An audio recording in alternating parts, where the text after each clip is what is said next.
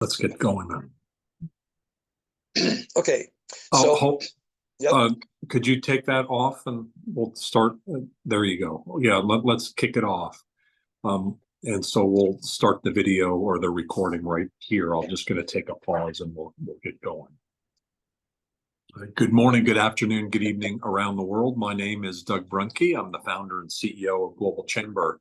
We have an important and very vital conversation today about international business, and that is, what are the best practices for companies as they go internationally, particularly with a focus on the online portion. But overall, this is the crux of what Global Chamber is all about, and we have a fantastic speaker, very knowledgeable, and I'm sure you're going to find very entertaining as well.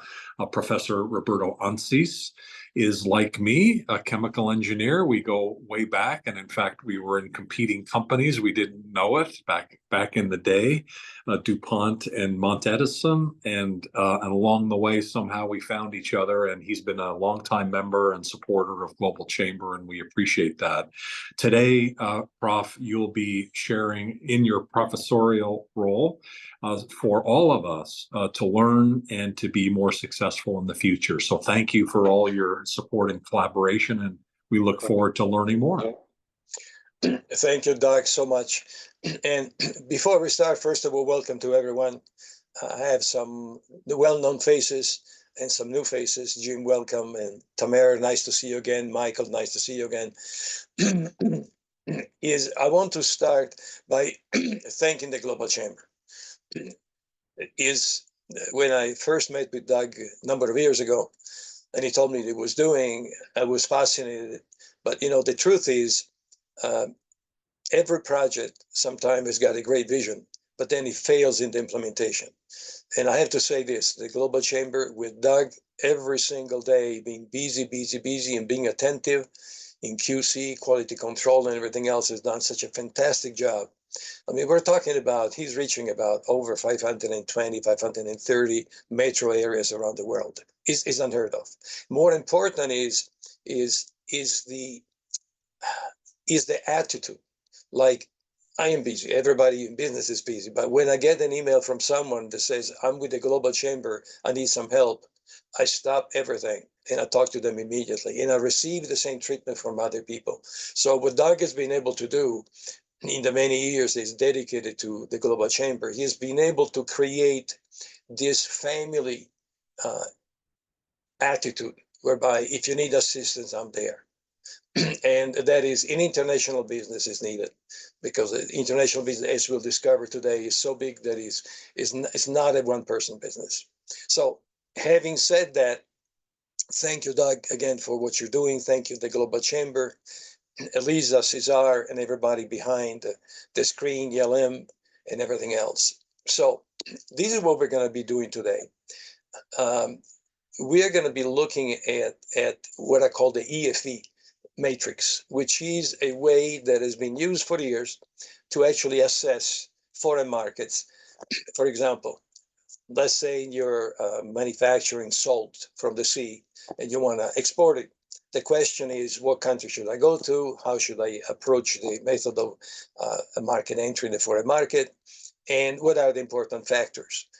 And what's really interesting also is what Doug really told us in his research, is that what's interesting is that most companies in international business have one primary export country, and that's what they concentrate on. But it's very difficult and challenging for them to move out unless you're a very big company. And we'll discover why. So today we'll look at the factors that are relevant and important in international business. And please don't get scared, because there are many of them. And the truth is, if you ignore them, they'll come back and bite you in the tushy later on. That's the technical term, tushy, in this program. So I'll show you a little bit the first slide, and we'll go in and out of the slides. Okay, Jim, do you see the screen? Yep, we can see it. That's awesome. Thank you so much.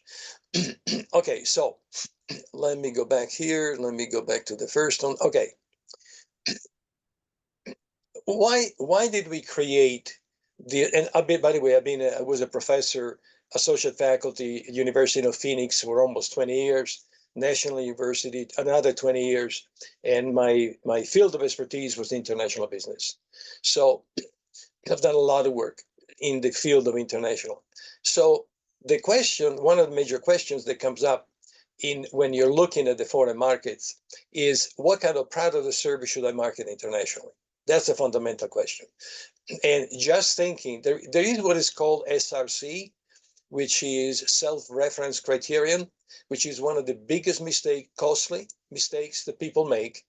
They think that just because the product selling in the US or the service, they can pick up the product, go overseas and market as is.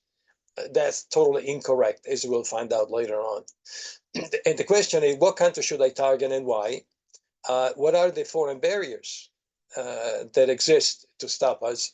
And by the way, there are a lot of barriers here in this country to bring any foreign product here, whether there be food, whether it be medical, whether it be electrical, etc. The other thing is, what is the size and the strength of the competition in target country?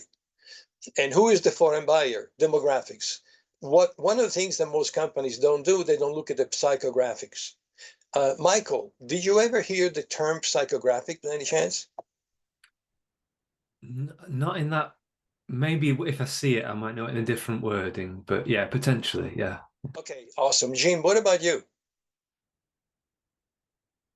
Yes, sir. It's along the lines of, for my interpretation, would be besides what you find on social media is finding out what they do and their interest outside of what they do to narrow down the demographic on the persona.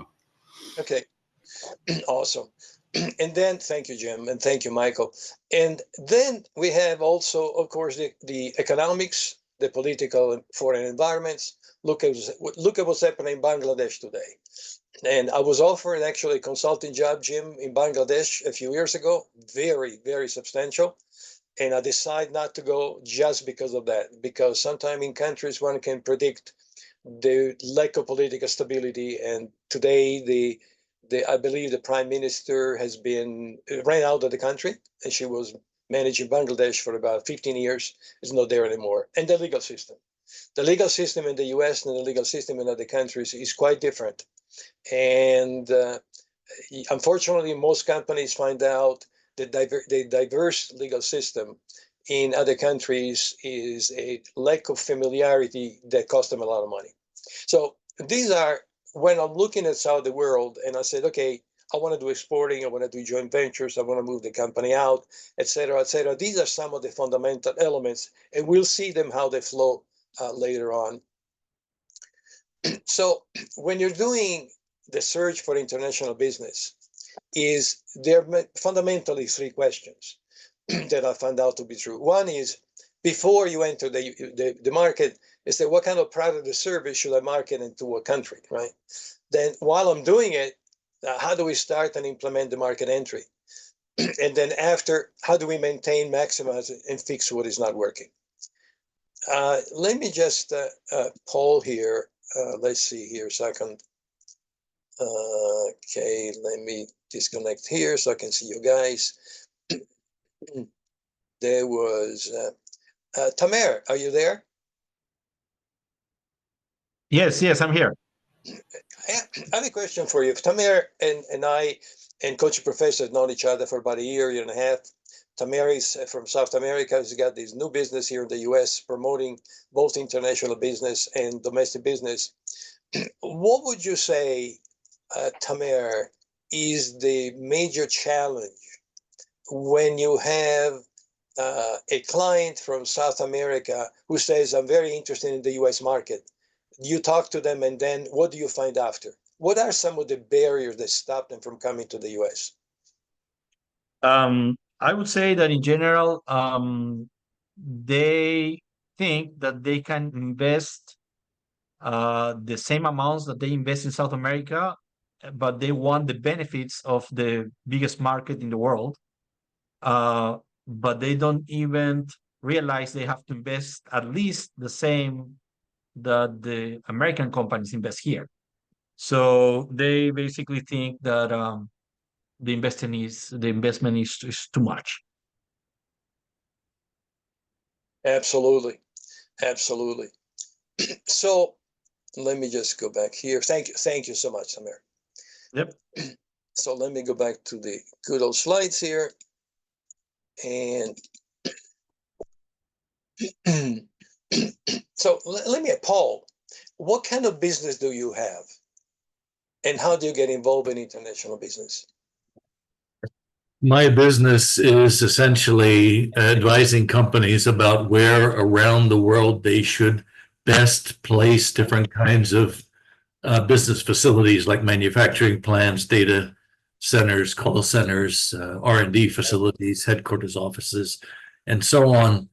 And well, I've been doing this kind of work in one capacity or another, also on the government side as an economic development leader since 1979. Wow. There's a lot of learning in that period. Yeah. So let me ask you a question. One of the things that I found out, hi Anita, how you doing? One of the things that I found out in our practice is that I would almost say that I would say 92% of people who are involved in foreign markets, whether exporting, joint ventures, foreign investment, marketing overseas, licensing, franchising, any one of the 7 methodology, they are really missing what I call key performance indicators. Do you do a lot of work with metrics, Jim, to find out the progress of your clients overseas? As much as that can be available for what we do, like a startup, we would have to explore where they want to go, not necessarily where they're at. So we can dig up the metrics of what we know where a startup, their basic metrics on foundations just aren't there. So a part of our job is to educate them on what is versus what they want to do. So let me thank you so much, Jim. Extremely well informed, and sometimes it drives you nuts. So let's look at what are some of the advantages to entering a foreign markets. So Tamer, pick up one of these, and then Michael the same, and Paul the same, and Jim the same. Any one of these elements that are listed here in the slide that I have: increase sales, increase profits, sell excess capacity, find markets. Then don't forget, in Australia, is winter when is summer here, etc., etc. So what would you say, let's go to Michael. Michael, what would you say is that element that seems to be most relevant to some of the foreign ventures that you have encountered? Oh, there's so many. I think if you look at image and status, I'd maybe add to that like collaboration opportunities, which then enhance authority and open doors. So it's like I did a collaboration with Donaghy, who I'm sure you know very well. And we did a leadership program, and she brought people from Latin America, I brought people from England, and that would not have been possible without the Global Chamber. And all it required was just an understanding we're here to grow. And so I like those kind of joint ventures from people from different cultures. You don't get those generally within the same country, those kind of level of opportunities. I'd add to that image and status, that those joint ventures kind of opportunities together. Thank you, Michael. Very appreciated. Tamer, what about you? What seems to be one of the these advantages or motivating factor for some of the foreign clients that you have assisted in entering the U.S. market, or vice versa from the U.S. to South America? Yeah, definitely increase profits. That's what they want to do. They want to get more money, doing the same or similar product and services that they have already. That's great. Thank you so much. So now let's leave this here and let's look at when people go when people meet each other and they study projects, sometimes people look at that and the future looks rosy, right? And like Jim was saying, the exit strategy is definitely not something you talk to when you meet people first. But when one looks at the international business, I have to say is that having worked in international business for 40 years, and Paul for in excess of that, and Jim probably equivalent, et cetera, the threats in international business are many. One of the major threats that I found out is that I was working with a client back in San Diego.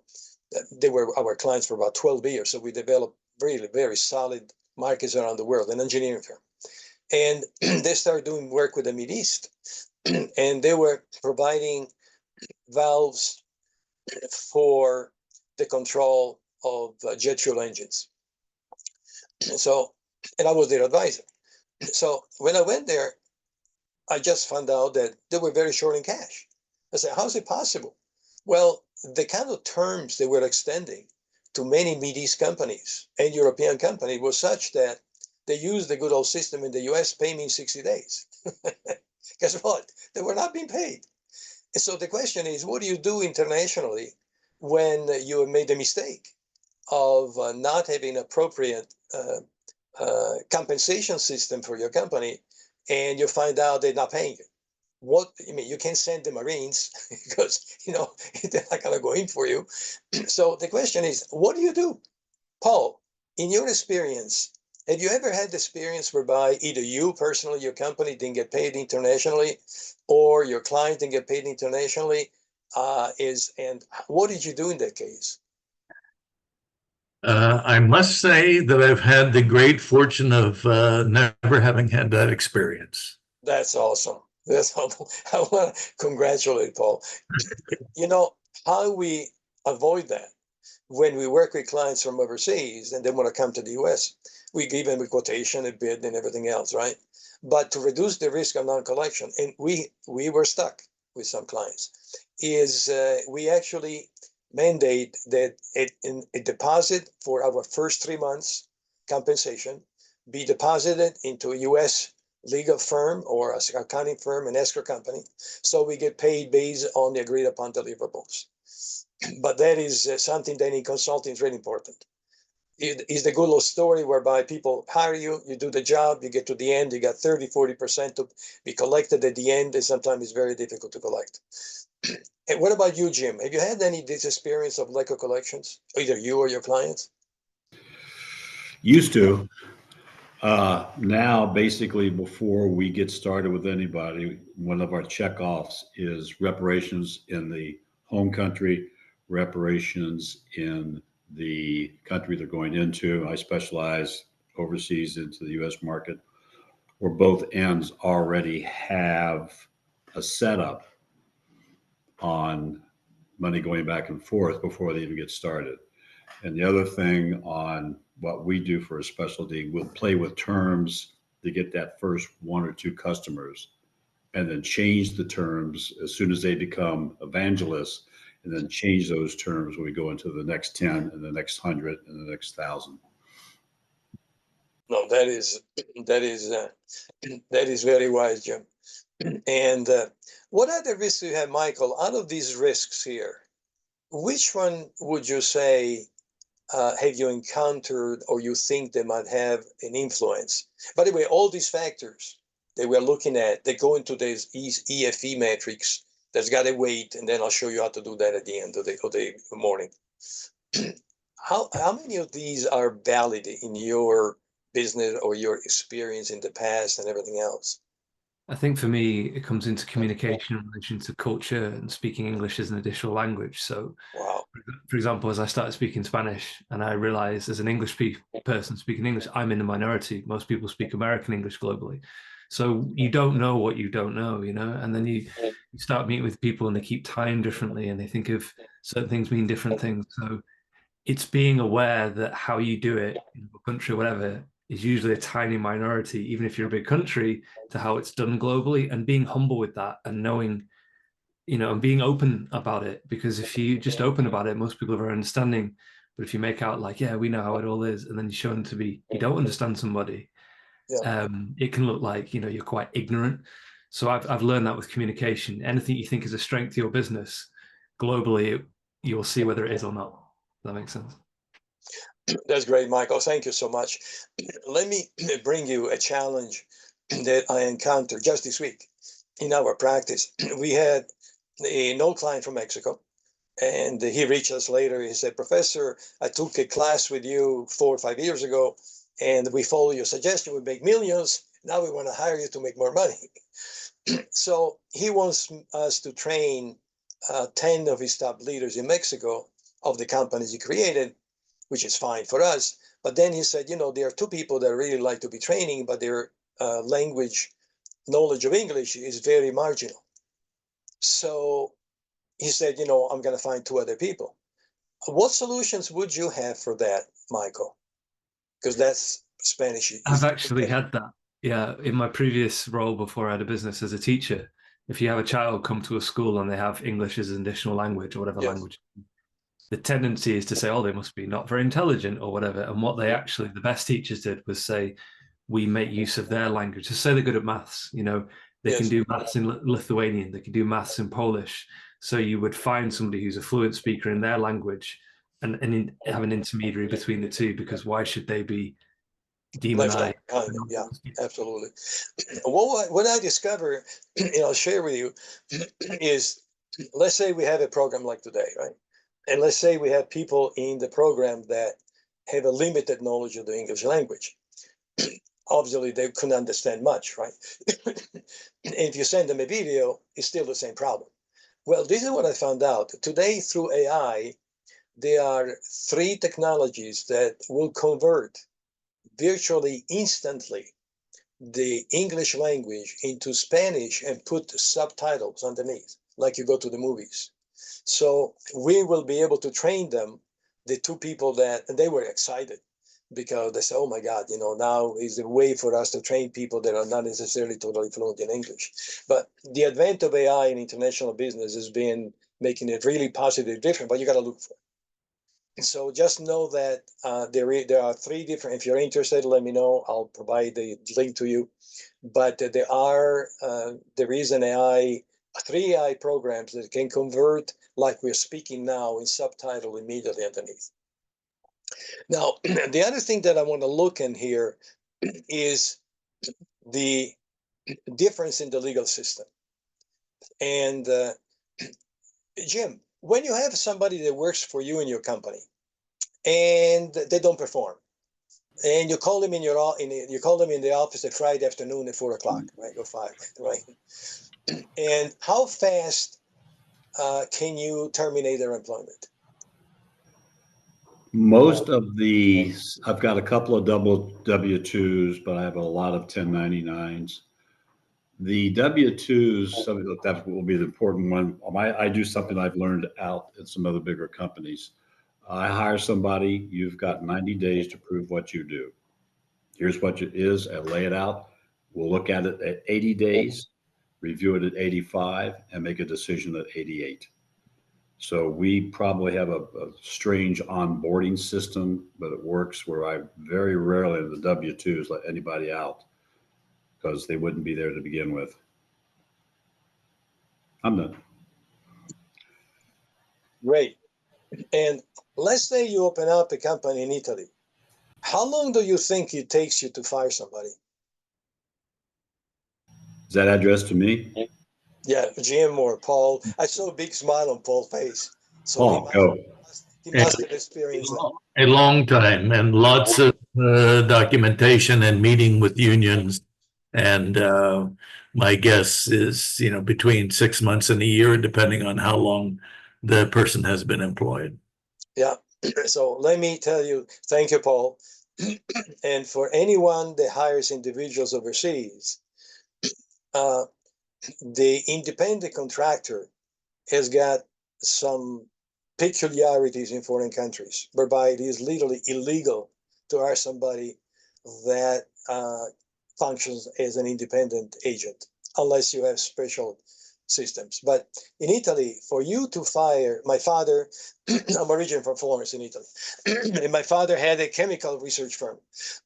And for us to fire a person, not only you need to have the documentation, but you need to go to court. And to go to court, it takes you between 2 and 3 years.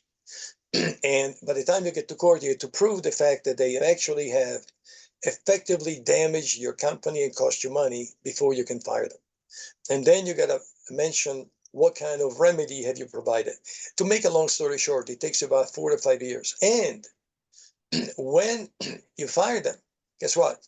For each year they've been employed with you, you got to pay them 1 month of salary additional to the end of contract. So if somebody's worked with you for 10 years and they're making $50,000 a year, at the end of the 10 years, you got to pay them $500,000 before you can fire them. So most companies, like we work with the DHL, we work with Federal Express, they were not informed legally that this was the challenge, and therefore they really got stuck. And it takes a lot of time, a lot of effort to actually get out of the particular country without really being. And another case, I don't know if you remember, Union Carbide, they had an explosion in India of some of their containers.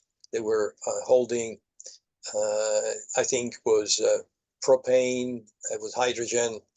There were different gases. Guess what happened to the president of Union Carbide, who decided to be an American and go to India to put peace between the warring parties? The moment he got to the airport, he got arrested and he got put in jail. It took him 10 months to get out of jail. So is when you do business internationally, in Latin, there is a Latin terminology that says caveat canem, which means be careful to the dog because they can bite you.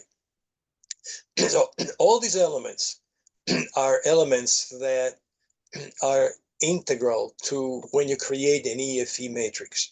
Because in an EFE matrix, you have a side that shows the positive and the other one that shows the negative. There's a question from Jim in terms of the subtitle. Right now, they have about 11 languages. Mexican, French, I don't think Italian is there, Spanish, of course, and German. And I'll actually send you the links, Jim. Make sure to put in the chat room your email address, and I'll be glad to send it to you. And then you have it, and you can check them directly. Okay, so this is what I recently discovered. And you don't have to take notes, but some of these you know, and some of these you don't know, probably. So I have the next 2 slides, and these are actually links, by the way. When you actually go and in the material I'll send you, there is a link. But for example, the question is, let's say a client comes to you and say, what business do you deal with, Tamer, in terms of products? Just give me one. For example, I had a good client that was hair solutions and services for hair. Okay, so let's say hair replacement. We actually, one of the best places in the world, by the way, for hair replacement costs is Turkey. We just have a client that might medical tourism, and they're tremendous business. They ask us for help, and we're helping them out. When you have a product and they come to you as a company, as an advisor, or as a developer, the question is, where in the world, could we have the best opportunity? Well, my suggestion is there is this, it's called Global Market Finder, an interactive tool for U.S. exporters by the census.gov in the U.S., or United Nations in Europe. It's called ComTrade. Just copy this one here on your browser, click on it. This is incredible. On one side, tells you, tell me the C code, the NIX code, or the HS code of the product you have. Then tell me the country you're exporting from, and then you check the button, and you automatically find out where that product is exported around the world by the country you selected. it takes you less than 30 seconds to find an information. In the old days, when people ask us the question, it took us almost a couple of weeks to find the same information. So, Global Market Finder from the Bureau of the Census and UN Comtrade. And Paul, were you familiar with these two links, these two organizations?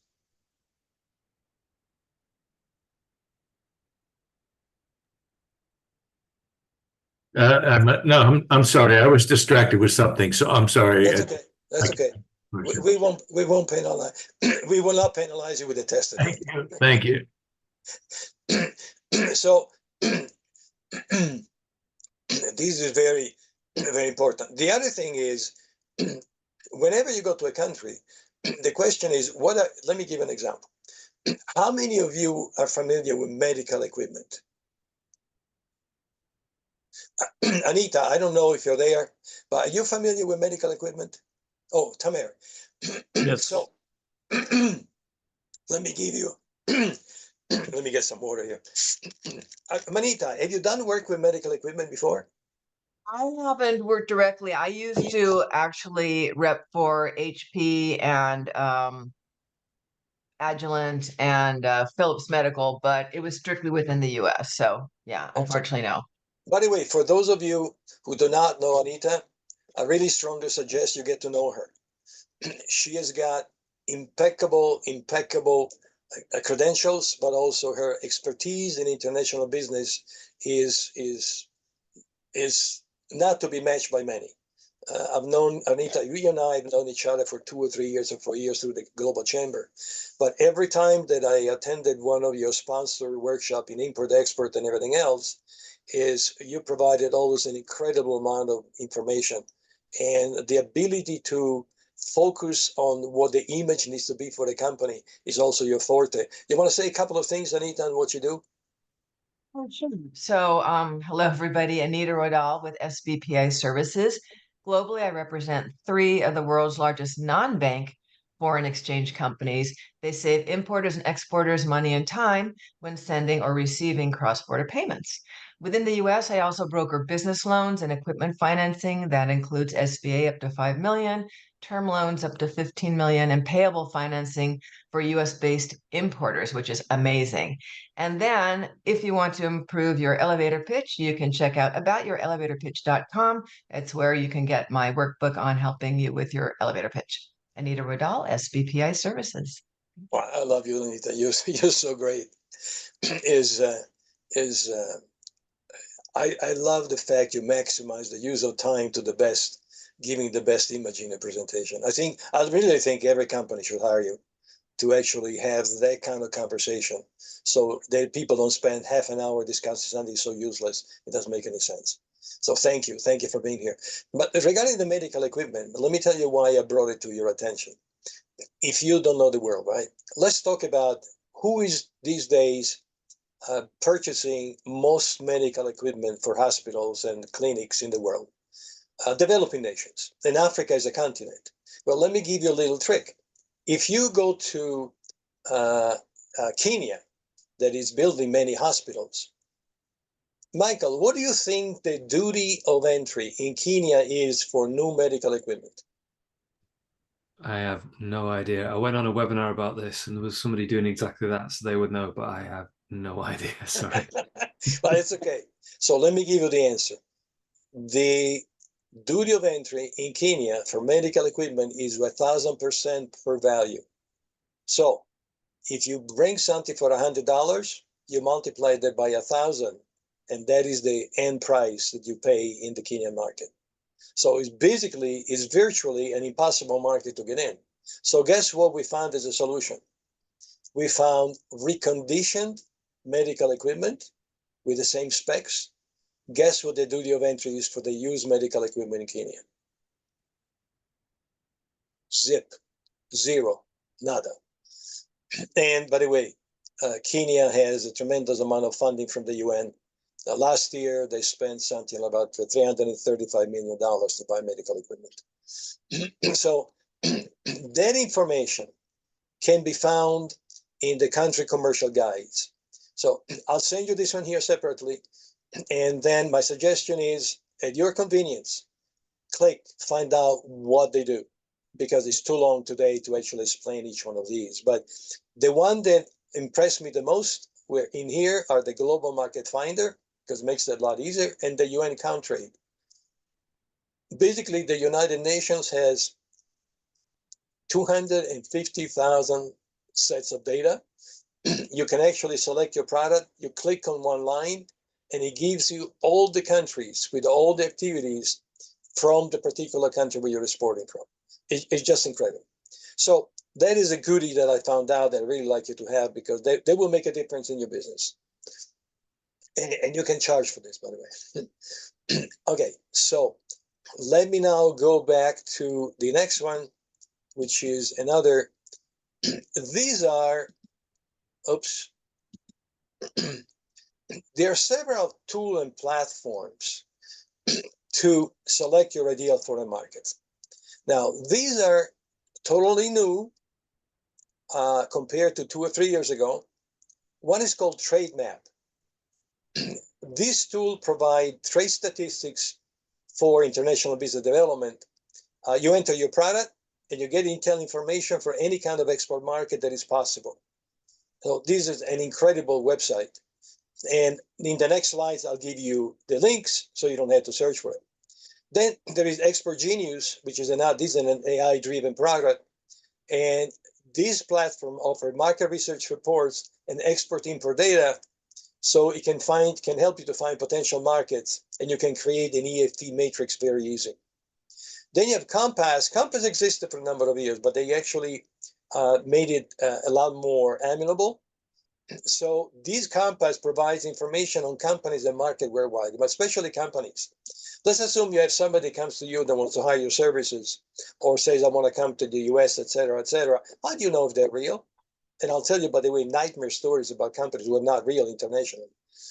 And be careful, because they're very sophisticated, to the point that one of our clients sent payment to the Mideast, to North of Africa, and some creative crook genius copy the check with a hologram and start issuing small amount checks, to the point that when the company hired me as an ad hoc CFO to actually look at the books, I found out that this particular crook genius in Africa has stolen $37,000 from the company for our clients. Almost more checks, 150, 120, all the way from their coming. And the bank never caught it, because the bank has, the criteria for the bank is if anything below $10,000 is not part of the State Department control system, so they really don't look at it. Then you got the Google Market Finder, which is another free tool that helps business to identify markets. And then finally, you got the World Bank. The World Bank, by the way, is a great source of funding. Question, Paul, have you at all worked with funding from, let's say, the African Development Bank, the European Development Bank, the World Bank, et cetera? Have you ever looked at that as a consultant? No, in my business, it's the companies themselves provide the funding, and they negotiate incentives, or I negotiate incentives on their behalf from national, regional, or municipal governments to support their foreign direct investments. That's awesome. Thank you so much. So the links for these, oops, let me go back up once. Okay, this is another one that I'll send you. Oh, Tamer, are you using Copilot? I use more ChatGPT. Okay. If you're doing business internationally, very fascinating. I'll send you the copy of this one here, like it to everybody else. But if you just copy and paste this one here in Bing and you click, you'll be blown away. Totally blown away. I can't show it to you on this here, because I tried to show my internet page and it doesn't show. For some reason, Zoom has got a barrier to showing actual research. But this is incredible. You click on it and it tells you exactly what it is in terms of the markets and everything else. So now let's go now to the elements, and we'll do this rapidly, to the elements that you can put in what I call the EFE variables. And actually, let me show you what the what the macro environmental variable looks like. This is B2C, by the way. The idea is, with all these variables that I'll be showing you in about 2 minutes, that you create an opportunities and threats area. Can be a column, can be more. This is just an example. You can have 20 rows if you want to. And then you put in the relevancy of this year in your exporting or going international activity. And then there is a weight that you put in, which is based on the market. And then you multiply A and B, and you obtain a factor. And when you actually add all these factors, it gives you at the bottom a sum. In this particular case, is the factor is 2.74. So you can use this matrix for different countries. So one country will be 2.74, one country will be 5.5, one country will be 8.9, and that can guide you numerically where you want to be. And you can show this to the client as a due diligence in terms of why South Korea or why India or why Germany and Switzerland or Austria or Australia. This gives you the ability to quantify your ability to make a judgment. And this is very, very powerful. Takes time, yes, but is really important. So let me go back now that you've seen the purpose of that. So one of the groups that you have in your EFE from where you can check is the economic variables, trade balance, stability, international. By the way, developing countries like Brazil, for example, are known to put specific tariff barriers, stopping, for example, US products to enter Brazil because they have a local industry that cannot compete against US companies. So there is a lot of risk internationally. So these factors that I'm showing are really of great relevancy. And I'll send you a copy of this here. And you can choose whatever you want to put in your EFE and then go back and look at this. But for example, India, about 15, 20 years ago, they put a stop to foreign currency exchanges so that you could not buy, as an Indian company, you could not buy more than, converted more than 1,000 you could not obtain more than $1,000 at any one time for every 3 months. So those things happen, and you got to be aware that they can really seriously limit your ability to do business internationally. Then the other one is trade variables. See, yes, trade variables. Transportation, communication, marketing. Do you know, by the way, what has been the increase of cost in transportation in the past since COVID? Michael, do you have any idea what a container today, let's say from China to Long Beach in California, cost? No idea. Important export, no idea. It used to cost anywhere between half a container was about $1,200 to $2,000. Today, the cost of half a container is $18,000. So the thing is, if you're doing logistics today, is a make or break, assuming you can find space. Of course, you know that today in the Mideast, to go through the regular routes in the district of Oman, you can't, because you're going to have a number of missiles waiting for you. So your insurance cost has gone up by 1,000% as well. So the world of international global business has changed for when you ship products, because when you ship products in containers and ships, both insurance and the cost of transportation and the risk cost of the travel has increased tremendously. That's why today digital business is doing extremely well, because digital business, all you need to do is some broadband and send the information down. So digital companies are doing extremely well. Product-oriented companies, still a challenge, to the point that when we were needing antibiotics during COVID, we couldn't get them in the US from China, even the raw materials. And so since Mexico manufactures 75% of all the antibiotic needed by this country, not having the original material from China, they couldn't produce them. And I was working with one of the clients, with Eduardo Gonzalez, who's part of the Global Chamber, and I got to know them, and they were really in trouble, and we were in trouble.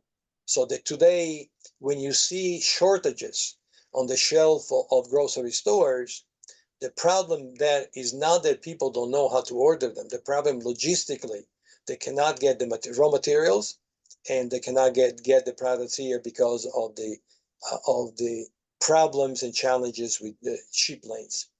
Okay. Now, political variables. Hey, I don't have to tell you, is every country in the world, even the developed nations. Look at what happened in France. Look what happens in the UK. Look what's happening here in the US. You gotta really, if you do business globally, you gotta be informed. If you're not informed, it's gonna cost you. The other is taxation and legal issues. Now, the really interesting thing about taxation is that when Hong Kong was under the British protectorate, there was a tremendous amount of opening of companies in Hong Kong because the corporate tax in Hong Kong was between 2.5% to 3%. And obviously, with the US being 38% or 34% or whatever you are, costs you a lot of money. So there's been a plight of companies from the US to go outside and operate outside of the US. Well, taxes are changes. Now we don't know, because depending on the outcome of the elections in this November, this may change. But it's something that you need to be really aware. The secret of profitability, which Tomer says is important, is that you can keep the revenues, because a lot of time taxes, taxes, insurance, cost of operations, cost of shipping, we're talking about different world. So it's really important to actually look at all those factors. The other thing that's really important is what do you think is, let's talk about Italy, because I'm familiar with that because I was born there. About a few years ago, they had 62 million people. Not bad. Today, they're 57 million, which means what? People are not having children. And in the US, for example, because of the entry of many foreigners in this country, the demographics of the US will substantially change in the next 3 to 5 years, with definitely product and marketing and sales consequences.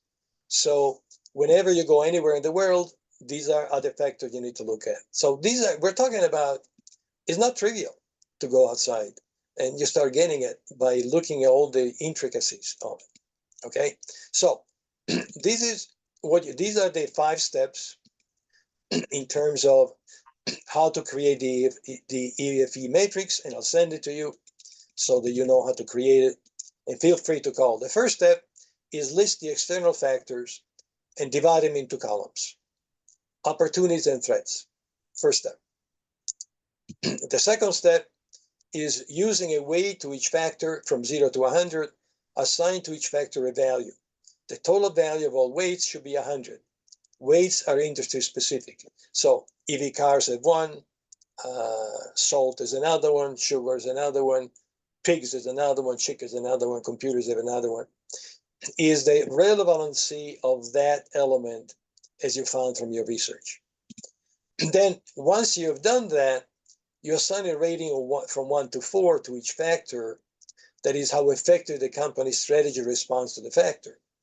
And ratings are company specifics.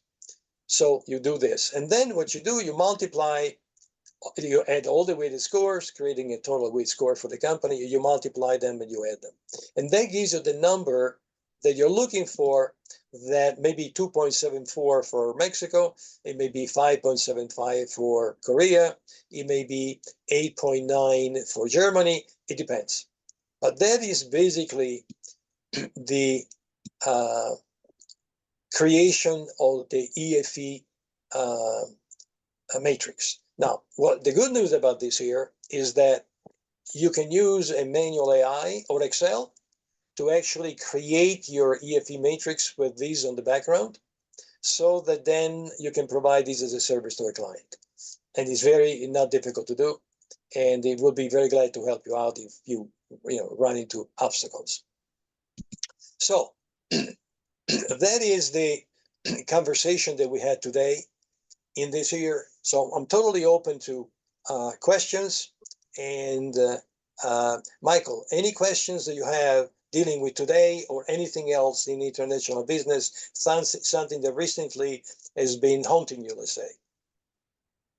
I don't know about haunting me, but yeah, I'd say with AI now, I think I was reading an article about it, I've got it in my office, and people were saying they want to go past the hype now and they want to see measurables. They want to be told it's the best thing ever. They want to say, how is it working? So my question to you would be,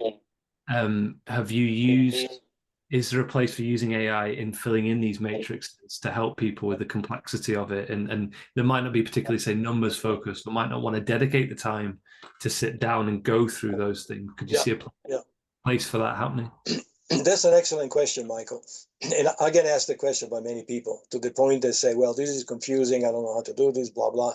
Please do it. Tell us the answer. The major challenge with AI, which they don't tell you, is that AI is only as good as the scanning of the information into it. And GBT, which is the most recent one, only has data until 22 for international business. So if current relevancy is important for you, be very careful when you buy and spend money for the subscription on AI. The major question to ask is, how recent is your data? Because if it is 2 years ago, and Doug can tell you this here, is in international business, things change every month. So something that is 2 years old, there are some factors that are the same, like stability, et cetera, but you got to be very careful. AI can be very useful, but it has to be used intelligently. Does that answer a little bit your question? Yeah, it does. Thank you. Awesome. Anita, any question from you? No, but I do want to let people know, because one of the things you mentioned, which is something I include when I talk to people about currency exchange, the variables, things. I'm sorry, hang on. Got to get a cat off of me. Oh, no. I love your cat. You want to show us your cat? He's gone. He'll be back. Okay. I have no control over these things. But one of the things that you can control within the world of uncontrollables and currency exchange is something called a forward contract. So if you are, for example, importing from Mexico, typically the balance tends to go down in favor of US currency. Same thing with Canada, but not always. But sometimes the most important thing to know is, what are my costs for the next year? If I have to do projections, if I have to know. So whether it's going to go up or down a little bit, sometimes you do want to lock in the rate for an entire 12 months. And that way you don't have to worry about the variables. You know what your costs are going to be. You know how that's going to relate to everything else that you do. So that is something that is absolutely doable. And I can help people with that. Absolutely. If that's an issue for them. Anita, thank you so much for mentioning it. Is such an important element. We call that basically hedging in international finance. Exactly. The question is, if you know, for example, let me give you an example. We have a lot of agents around the world. So let's say an agent sends us a check from a client for $25,000, and they get 20%, so they get $5,000. If we get the money here, they have to convert the currency to our dollar, right? So there is typically 5 to 7% loss of the money value. Then since we have to pay them, we got to buy them again. So by the time our money comes back to us and goes back, we basically lost 14, 17% of value of the money. So the thing and since we know in the future what happens, the intelligent thing to do is a foreign account, right, Anita?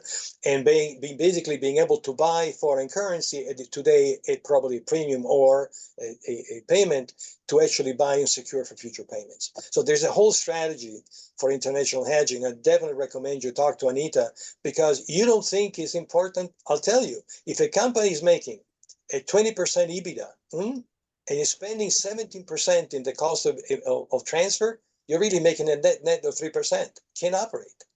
So Anita, thank you for mentioning it. It's absolutely, I love when I speak with groups because every day we learn something absolutely new. And Jim, what kind of questions would you have?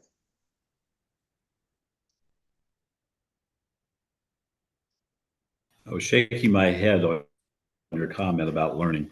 I want to pass something out to the panel that I learned about AI last night. I go through a number of regenerations on something, and I'm not sure the phrasing without getting off and double checking. I ask, and I use 440 or 40, that is there anything, and I cut and paste all the iterations back in. Yeah. And then I ask AI, is there anything on your review of all the above that I should be asking and I have missed? Yes. And they gave me an answer of like a page and a half of this is what you missed on your prompts. So I Wow. prompted them Jim, to that's make the prompt valuable. better. That's valuable. In the old days, when we used to use Access from Microsoft, you used to call them queries. And if you didn't ask the right query, you got junk back.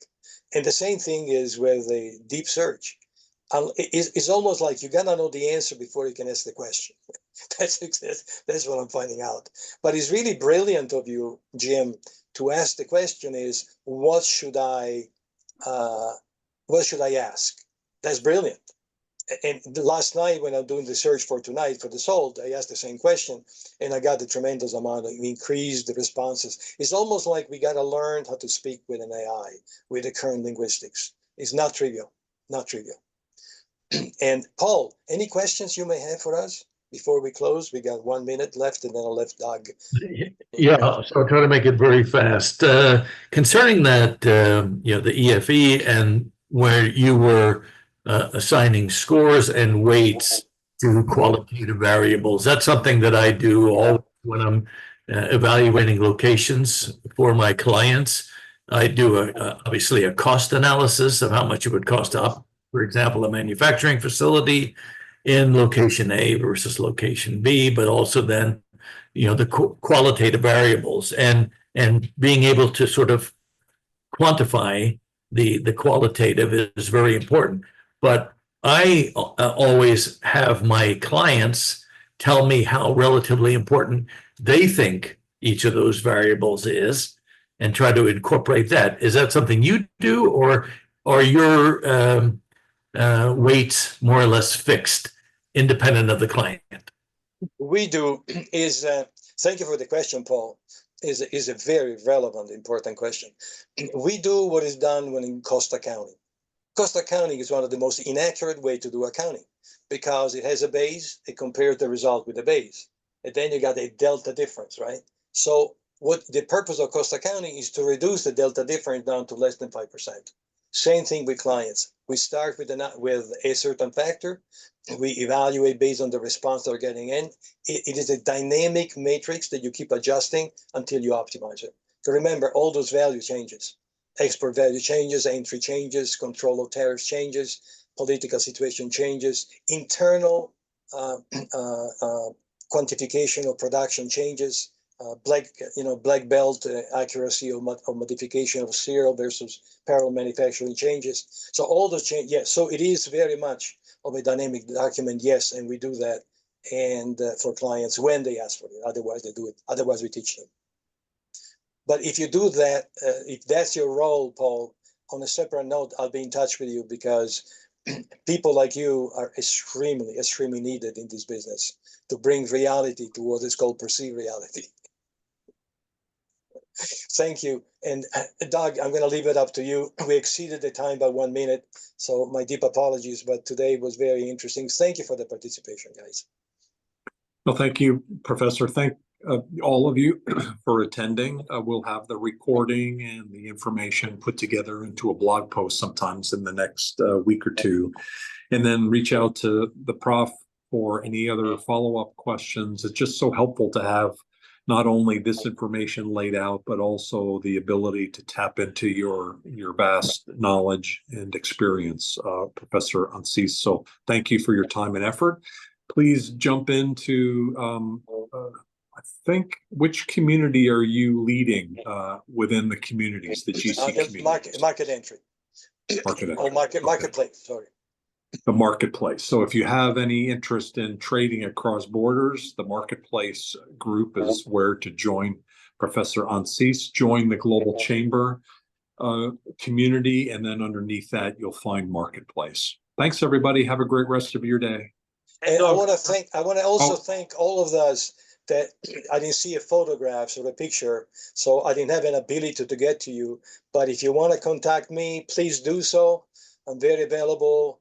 Ask Elisa, ask Doug, ask Cesar. I'll be very glad to help you out in anything that you need. Have a great day, guys. Hey, Doug, very quick. I will have my session, my Globinar on September 5th.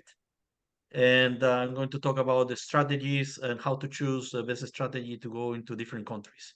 So I hope that you guys will be there. Yeah, and so for the recording, let's keep this on the recording. On September 5th, Tamer is going through a strategy process for growing internationally. I recommend everybody attend that. We'll also have a couple of speakers who will be designated to be able to comment on what Tamer is putting together. So thanks for putting that together. Thanks for doing the Globinar, and we'll see you on September 5th, and I'm sure before as well. Thank you. We'll see you Bye, guys there. Bye. Take care, everybody.